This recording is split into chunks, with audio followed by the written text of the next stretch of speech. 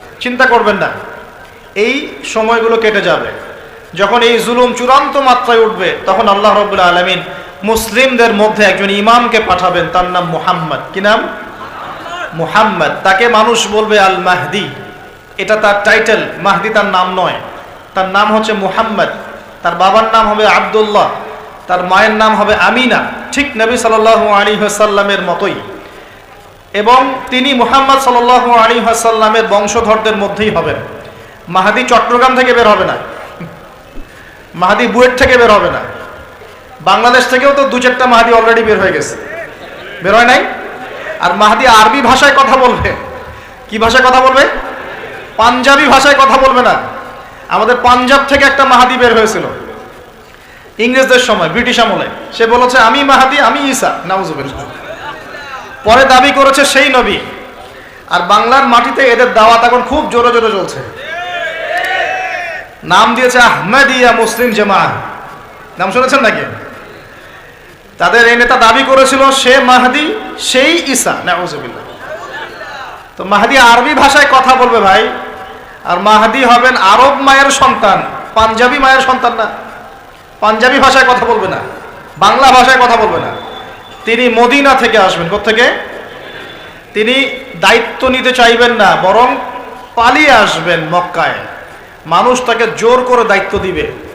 আপনারা যারা হজ করেছেন, কাবা ঘরের এই যে তাওয়াফ তো করেছেন মাশাআল্লাহ, তাওয়াফ এবং এই যে আপনার মাকামে ইব্রাহিম, এর মাঝখানে ইমাম মাহদিকে তারা পেয়ে যাবে এবং সেখানে তার হাতে বায়াত নেওয়া হবে এবং তিনি মুসলিমদেরকে ঐক্যবদ্ধ করে এই জুলুমের এগেইনস্টে যুদ্ধ করবেন ইনশাআল্লাহ। বিশ্ব এখন অনেক কিছু দেখা বাকি আছে, হতাশ হবেন না। বিশ্বে এখন অনেক কিছু ঘটা বাকি আছে। মহামারী হয়েছে, জালজালা হবে, হ্যাঁ, আল্লাহ পাকের আযাব গজবগুলো আসবে, নৈতিকতার অবক্ষয় হবে, জুলুম বাড়বে, ঘরে ঘরে ফিতনা ছড়িয়ে পড়বে। এর মধ্যেও আসহাবুল কাহাফের মতো কিছু মানুষ ঈমানও ধরে রাখবে ইনশাআল্লাহ। আল্লাহ পাক যাদেরকে দিয়ে কাজ নিবেন, আল্লাহ পাক তাদেরকে তৈরি করবেন। নতুন প্রজন্ম আল্লাহ পাক নিয়ে আসবেন। কোরআনকে কেউ মিটিয়ে ফেলতে পারবে না, সুন্নতকে কেউ মিটিয়ে ফেলতে পারবে না। এটা পৃথিবীতে থাকবেই ইনশাআল্লাহ তাআলা। প্রত্যেক দেশে দেশে, জেলায়, থানায়, প্রত্যেকটা জায়গায় আল্লাহ ভীরু কিছু মানুষ থাকবে ইনশাআল্লাহ তাআলা। আল্লাহ পাক তাদের অন্তরের মধ্যে গায়েবী একটা মিল বন্ধন দিয়ে দিবে ইনশাআল্লাহ তাআলা। এভাবে চলতে থাকবে সময়। যখন ইমামুল মাহদি আসবেন তখন বিশ্ব যুদ্ধ বিগ্রহ চলতে থাকবে, অনেক ব্যাপক যুদ্ধ চলতে থাকবে। তখন ইমামুল মাহদি মুসলিমদেরকে নিয়ে এই যে জালেম শক্তির বিরুদ্ধে যুদ্ধ করে ওই জায়গা স্বাধীন করবে ইনশাআল্লাহ তাআলা। কিন্তু তারপরেও দাজ্জালকে হত্যা করা যাবে না। দাজ্জাল খুবই শক্তিশালী হবে এবং তার অনুসারীরা হবে প্রচণ্ড শক্তিশালী। তখন আল্লাহ রাব্বুল আলামিন এই মিথ্যা মাসিহকে মেরে ফেলার জন্যে আল্লাহ পাক আসমান থেকে সত্য মাসিহ ঈসা আলাইহিস সালামকে আবার পাঠাবেন। বলেন সুবহানাল্লাহ। আল্লাহ রাব্বুল আলামিন সূরা মাঈদার মধ্যে বলেছেন, ওয়ামা কাতালুহু ওয়ামা সালাবুহু, তারা তাকে হত্যাও করে নাই, ক্রুশবিদ্ধও করে নাই। বাল রাফাআহু আল্লাহু ইলাইহি, বরং আল্লাহ পাক তাকে তার দিকে উঠিয়ে নিয়েছেন। সুবহানাল্লাহ। তিনি কোথায় আসবেন? তিনি সিরিয়াতে নামবেন। কোথায়? সিরিয়ায়। এই যে টার্কি এবং সিরিয়ার জায়গায় যেখানে ভূমিকম্প হলো, সবাই তুরস্ক নিয়ে অনেক বেশি ব্যস্ত, কিন্তু সিরিয়াতে কিন্তু অনেক ক্ষতি হয়েছে, এদিকে মানুষ দেখছে না। আর সিরিয়ার মানুষদের কি যে দুর্ভোগ, কি যে দুর্দশা, এটা দেখার জন্য শুধু আল্লাহই আছেন, আমরা কেউই নাই। এটা দেখার জন্য শুধু আল্লাহ আছেন, আর কেউ নাই পাশে। এই 12-14 বছরের যুদ্ধ বিগ্রহে যা হয়েছে সিরিয়ার অবস্থা, ওইটাকে খেলার মাঠ পেয়েছে পশ্চিমারা। এই মাঠের মধ্যে তুরস্কও ঢুকে গিয়েছিল, এটাও একটা শাস্তি হতে পারে। ন্যাটোর সাথে ঢুকে সেও এখানে হামলা চালিয়েছে, এটাও হতে পারে, আল্লাহ ভালো জানেন। সিরিয়ার মাজলুম শিশুদেরকে আকাশের নিচে রাত কাটাতে হয়, 3 দিনে একবার খাবার পায় তারা। একই অবস্থা ইয়েমেনেও আছে। ইয়েমেনে যে বলা হয় যে 5 থেকে 6 লক্ষ মানুষ মারা গেছে বিগত গৃহযুদ্ধে 2010 সাল থেকে। আর সেখানে যতজন মানুষ মারা গেছে তার মধ্যে 60% হচ্ছে বাচ্চা। তো এই বাচ্চাদের কি দোষ ছিল? তারা কি জানতো শিয়া কাকে বলে, সুন্নি কাকে বলে? তারা কি জানে দুনিয়া কি, আখেরাত কি? তারা কি জানে কোনটা হক কোনটা বাতিল?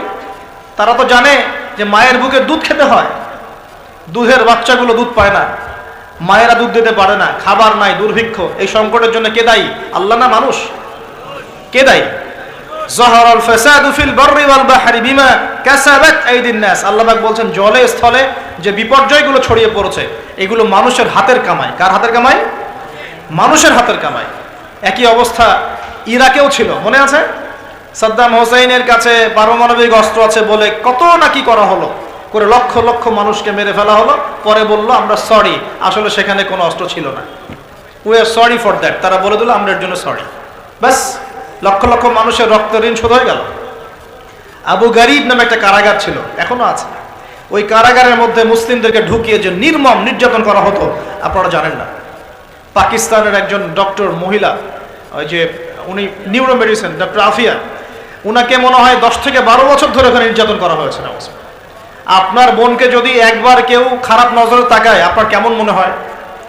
আপনার মায়ের দিকে যদি কেউ একবার খারাপ নজরে তাকায়, একটা খারাপ মন্তব্য করে, আপনার কি মনে হয়? আপনার স্ত্রীকে যদি কেউ একটু গায়ে টাচ করে চলে যায়, শ্লীলতাহানি করে, টিস করে, আপনার কি মনে হবে? এরকম লক্ষ লক্ষ বোনদেরকে আমাদেরকে এরকম ধর্ষণ করা হয়েছে দিনের পর দিন। গ্যাং রেপ বলে, গ্যাং রেপ মানে একসাথে 10 জন 12 জন মিলে আমাদের বোনদেরকে ধর্ষণ করেছে। মুসলিমরা তো বললাম না, মুসলিমরা পড়ে আছে ওঠেন বসেন নিয়ে, মজা ট্রল এগুলো নিয়ে। সারা বিশ্বে যা হচ্ছে মুসলিমদের সাথে, যদি আমরা সত্যি জানতাম শান্তিতে ঘুমাতেই পারতাম না, আমাদের ঘুম উড়ে যেত চোখ থেকে। বেশি বললেও সমস্যা, বেশি করলেও সমস্যা, কাকেই বলবো, কে বা বুঝবে? দেখা যায় এমন অনেক সময় হয়েছে, অনেক ভালো ভালো নেতা সমাজে এসেছে, আসার পরে জনগণকে বুঝিয়েছে, জনগণ বলেছে ঠিক আমরা তোমার সাথে আছি। যেই সেই নেতার উপর কোনো বিপদ এসেছে, জনগণ নাই, কাকে নিয়ে কি করবেন আপনি? কার সামনেই বা কি বলবো? আমাদের প্রত্যেকটা জেলা বলেন, থানা বলেন, দেশ বলেন, আনাচে কানাচে নিবেদিত প্রাণ মুসলিম ভাই তৈরি করতে হবে, যারা কাজের মানুষ, ঝোঁকে চলে না, আবেগে চলে না, ইস্যু পাগল না, আবেগে চলে না, কাজের অ্যাক্টিভ কিছু মানুষ দরকার, যারা শিক্ষিত, এডুকেটেড, যারা পরিস্থিতি বোঝে, যারা হিকমা বোঝে, যারা নিবেদিত প্রাণ, যারা অর্থ কোরবানি করার মানসিকতা রাখে, শিক্ষা প্রতিষ্ঠান গড়ে তোলে, সোশ্যাল ওয়ার্ক করে, একটা জনসংযোগ যারা গঠন করতে পারে, এমন কিছু মানুষের নেতা আল্লাহ আমাদেরকে দান করুন বলে আমিন। এভাবে একদিনের মাহফিল বলেন আর ওই ইস্যু পাগল কোন ইস্যু নিয়ে লাফালাফি করে উম্মার বিজয় হবে না। আমাদের সবাইকে যার যার জায়গা থেকে কনস্ট্রাকটিভ কাজ করতে হবে, সবাইকে এফোর্ট দিতে হবে। শুধু একজন দায়ীর দায়িত্ব না, একজন আলেমের দায়িত্ব না, আপনারও দায়িত্ব আছে। তো নবী সাল্লাল্লাহু আলাইহি ওয়াসাল্লাম বলেছিলেন অনেক দিন আগেই, প্রায় 1400 বছর আগে, ওয়া শুরিবাতিল খুমর, বেশি বেশি মাদকদ্রব্য সেবন করা হবে, ওয়া যহরাতিল কায়নাত ওয়াল মাআজিফ, এবং প্রচুর নর্তকী গায়িকার প্রচলন ঘটবে। ঘটেছে কিনা? ওয়াল মাআজিফ, এবং বাদ্যযন্ত্রের প্রচলন বেড়ে যাবে। বেড়েছে কিনা? নবীজি অন্য হাদিসে বলেছেন লা ইয়াশরাবান্না আন-নাস মিন হাযিহিল উম্মাল খামর ইউসাম্মুনাহা বিগাইরি ইসমিহা। এই উম্মতের এক অংশের মানুষ মাদকদ্রব্য সেবন করবে, কিন্তু তার নাম রাখবে ভিন্ন। মাদককে মাদক বলবে না, ভিন্ন নামে সম্বোধন করবে। নবীজি বলছেন ইউজাফু আলা রুউসিহিমুল মাআজিফ, মানুষের মাথার উপরে, মাথার কাছে বাদ্যযন্ত্র বাজতে থাকবে। এর ব্যাখ্যা আমরা বুঝতে পারতাম না, এখন বুঝতে পারি। মানুষের মাথার কাছে, কানের ভিতরে কেমন করে বাদ্যযন্ত্র বাজতে পারে, কিভাবে বাজতে পারে? ইয়ারফোন, ব্লুটুথ, সবার কানে কানে, সবাই গান শুনছে, নাউজুবিল্লাহ। বাদ্যযন্ত্র কানের ভিতরে না? নবীজি 1400 বছর আগে বলে গেছেন ইউজাফু আলা রুউসিহিম বিল মাআজিফ, মাথার উপরে, এখানে কানের কাছে, মাথার উপরে বাদ্যযন্ত্র বাজতে থাকবে। নবীজি বলছেন ওয়া যহরাতিল কায়নাত, এই যে গায়িকা নর্তকীদের সংখ্যা বাড়তে থাকবে। ওয়াল মাআজিফ, বাদ্যযন্ত্র বাড়তে থাকবে। ওয়াল মুগান্নিয়াত, এবং গান গায় যে মহিলা, এদের সংখ্যা বাড়তে থাকবে। বাড়ছে কিনা? বাড়ছে। নবীজি আরো বলেছেন ওয়ালাআনা আখির হাযিহিল উম্মাহ উলাহা, এই উম্মতের শেষের দিকের মানুষেরা প্রথম দিকের মানুষদেরকে গালিগালাজ করবে। করছে কিনা?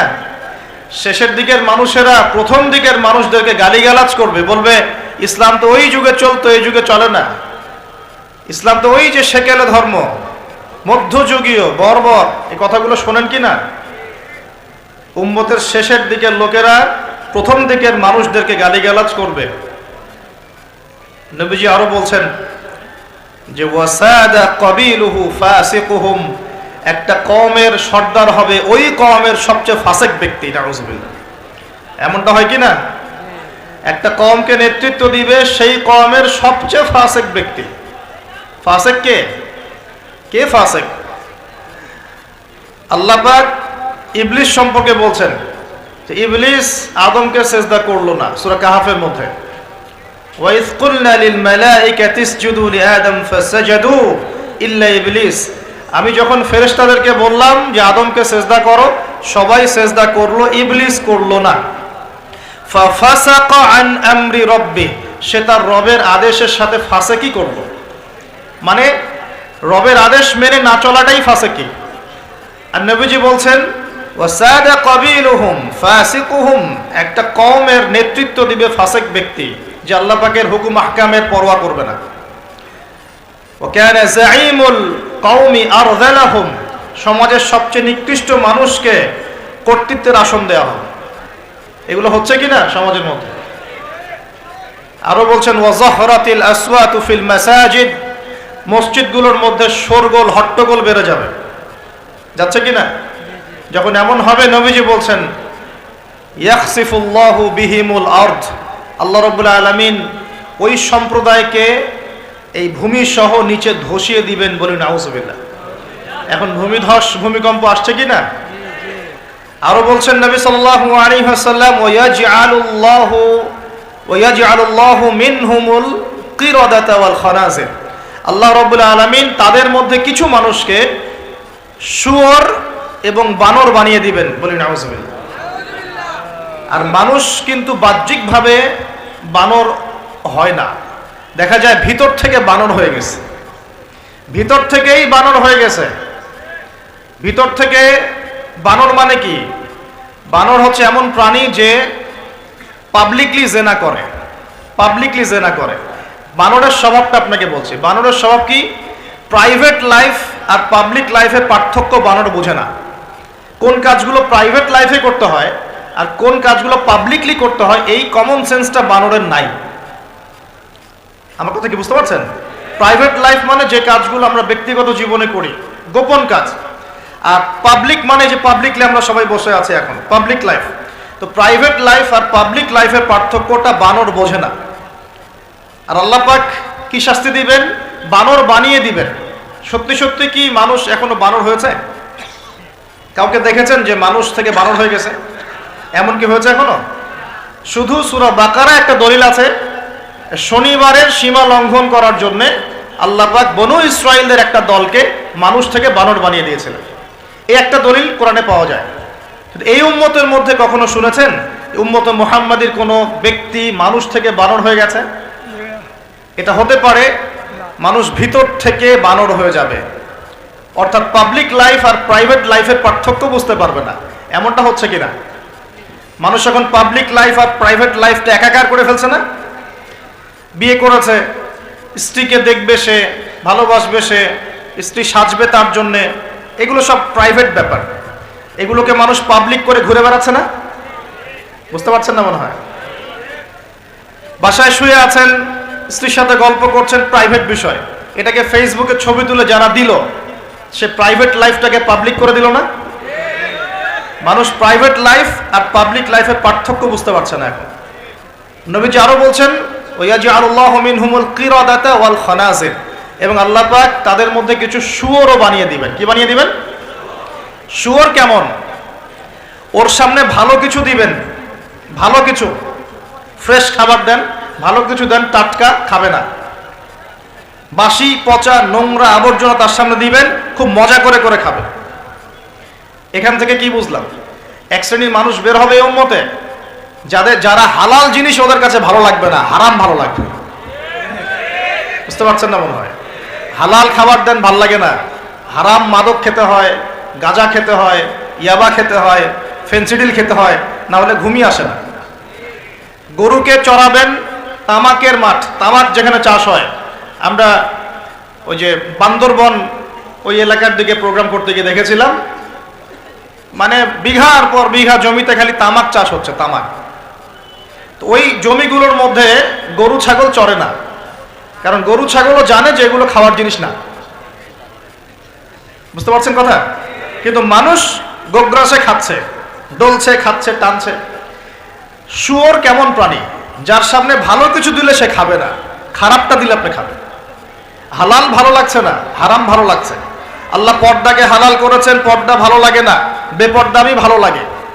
আল্লাহ পাক, আল্লাহ রাব্বুল আলামিন ইসলাম নাজিল করেছেন, কোরআন সুন্নাহ ভালো লাগে না, মানব রচিত ধর্ম ভালো লাগে, মানব রচিত বিধান ভালো লাগে। আল্লাহ রাব্বুল আলামিন হালাল খাবার দিয়েছেন, ভালো লাগছে না, খাবারটাকে ম্যানুফ্যাকচার করে ভেজাল দিয়ে খাওয়াতে হবে। আল্লাহ পাক দিয়েছেন পবিত্র সম্পর্ক, পবিত্র সম্পর্ক ভালো লাগে না, অপবিত্র জেনা ভালো লাগে। আল্লাহ পাক দিয়েছেন পবিত্র বৈবাহিক সম্পর্ক, ভালো লাগে না, পরকীয়া ভালো লাগে, জেনা ভালো লাগে, পতিতাবৃত্তি করতে ভালো লাগে। এটা শুয়োরের স্বভাব। কার স্বভাব? এটাই হতে পারে সেই ব্যাখ্যা আল্লাহ পাক বলছেন, তার নবীর মাধ্যমে জানাচ্ছেন, আল্লাহ পাক এই উম্মতের কিছু মানুষকে বানর বানিয়ে দিবেন, আবার শুয়োর বানিয়ে দিবেন। ভিতর থেকে বানর আর শুয়োর হয়ে যাচ্ছে মানুষ। আর এখন এগুলোই শিখানো হয় যে আমাদের পূর্বপুরুষকে নাকি মানব থেকে তৈরি করা হয়েছে। এই আকীদায় যে বিশ্বাস করে সে স্পষ্ট কাফের। যে এরকম কোন আকীদায় বিশ্বাস করবে সে স্পষ্ট কাফের, এবং তাকে কেউ কাফের মনে না করলেও সে কাফের। এখানে বড় বড় অনেক ওলামায়ে কেরাম আছেন, আমি আসলে তাদের সামনে কথা বলতে লজ্জা বোধ করছি। আপনারা তাদের কাছ থেকে ফতোয়া জিজ্ঞাসা করেন। কেউ যদি বিশ্বাস করে যে আল্লাহ পাক মানুষকে নিজ হাতে আদম আলাইহিস সালামকে সৃষ্টি করেন নাই, বরং মানুষ বানর থেকে আস্তে আস্তে আস্তে আস্তে মানুষ হয়েছে, এই কথা যদি কেউ বিশ্বাস করে তাহলে সে ঈমান থাকবে না কুফরি হবে? ঈমান থাকবে? কশ্চিৎ কালেও না। একজনকে চার্জ করা হচ্ছে। অবশ্যই এখানে একটা বিষয় আছে, এটা হয়তো সবাই ধরতে পারছে না। এখানে কিন্তু ইস্যু কয়েকটা আছে। একটা হচ্ছে বিবর্তনবাদ, একটা হচ্ছে ইতিহাস বিকৃতি, একটা হচ্ছে সমকামিতা শিক্ষা প্রদান করা, একটা হচ্ছে ইসলামিক যে মুভমেন্ট সেটাকে সবার সামনে নেগেটিভলি উপস্থাপন করা। এরকম কিছু ইস্যু কিন্তু উঠেছে। আমরা কিন্তু ব্যস্ত হয়ে আছি এই বানর আর মানুষ নিয়ে, তাই না? এখানে বানর আর মানুষটা মূল জিনিস না। এই পুরো জিনিসটার মূল বিষয়টা হচ্ছে এমন কিছু প্রবর্তন করার চেষ্টা করা হচ্ছে যেগুলোর উপরে যদি আমাদের প্রজন্ম 10, 20, 30 বছর পড়াশোনা করে, তাহলে 20 বছর পর একটা প্রজন্ম আসবে যারা আল্লাহকেই চিনবে না। নাউজুবিল্লাহ। এইটা উদ্দেশ্য ছিল, এটা উদ্দেশ্য। আরেকটা বড় উদ্দেশ্য হচ্ছে ইতিহাসকে বিকৃত করা। খেয়াল করে দেখবেন, ফরায়েজি আন্দোলন, হাজী মোহাম্মদ শরীয়তুল্লাহ, তিতুমির, এই যে ইংরেজ বিরোধী বিপ্লবে যারা সর্বোচ্চ নেতৃত্ব দিয়েছিলেন, আলহামদুলিল্লাহ, তাদের নামগুলো আস্তে আস্তে আস্তে আস্তে কিন্তু মুছে ফেলার চেষ্টা করা হচ্ছে। এবং এই জায়গায় কিন্তু এমন কিছু শাসনকে হাইলাইট করা হচ্ছে, যেমন সেন শাসন, খেয়াল করেন নাই? তাদেরকে হাইলাইট করার চেষ্টা করা হচ্ছে, এটা খুব ভালো ছিল। একটা জায়গায় দেখলাম, লিখেছে ওইটা নাকি গণতান্ত্রিক ছিল। তা আমরা প্রশ্ন করতে চাই, ওই সময় গণতন্ত্র ছিল? সেন আর পাল বংশের সময় গণতন্ত্র বলে কিছু ছিল? কি দিয়ে মানুষকে কি শেখাচ্ছে আল্লাহ ভালো জানে। তো শিক্ষা ব্যবস্থার বেহাল দশা। কি দশা? বেহাল দশা।